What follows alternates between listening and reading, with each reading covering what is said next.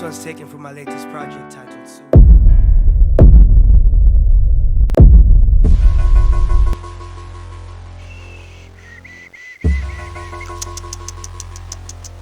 Mushino shintsha.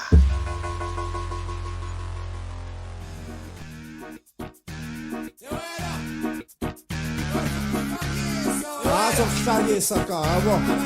Akekho ushukuzane wethu yakho. Ekhada lofa.